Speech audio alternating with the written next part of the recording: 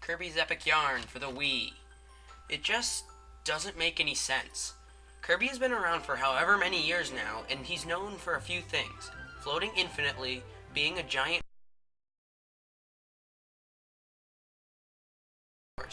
It was 7 years without a console Kirby, and 10 without the traditional Kirby platforming.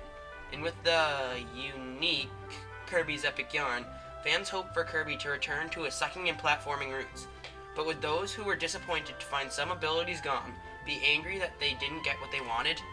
Kirby, in this strange adventure, sucked into a magic sock called Patchland, where everything is made out of yarn, fabric, and buttons. Looks like an art store threw up on it.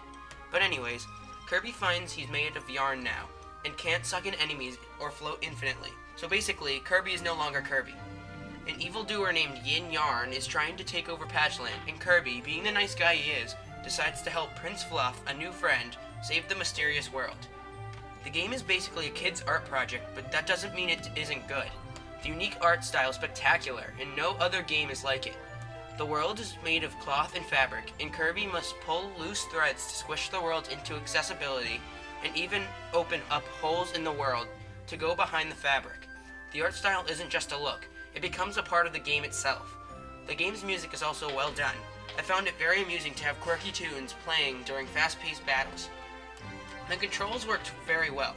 Just like most Nintendo-published games for the Wii nowadays, you'll hold the controller NES style. Every button is responsive and doesn't even feel rigid. Your job is to go through each fabric-filled environment, collecting as many beads as you can and trying to reach the end. If an enemy gets in the way, Kirby can just pull them to threads, or pick them up and throw them at other enemies.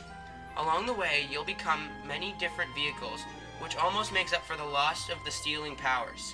You'll be battling as a giant mech, floating around as a UFO, swimming as a submarine, and even putting out fabric fires as a fire truck, plus many more. Unfortunately, the game is centered towards a younger crowd this time, so the game is laughably easy. It isn't the fact that it isn't difficult, but more so the fact that you can't die. As you go through the platforming levels, the real challenge is to grab as many beads as possible, so when you get to the end of the level, you earn the highest medal possible. Perfectionists get some goodies as well, as there are tons of side quests and hidden objects and items which can be placed in your 2D apartment, which you can take pictures of to send over the Wii message board.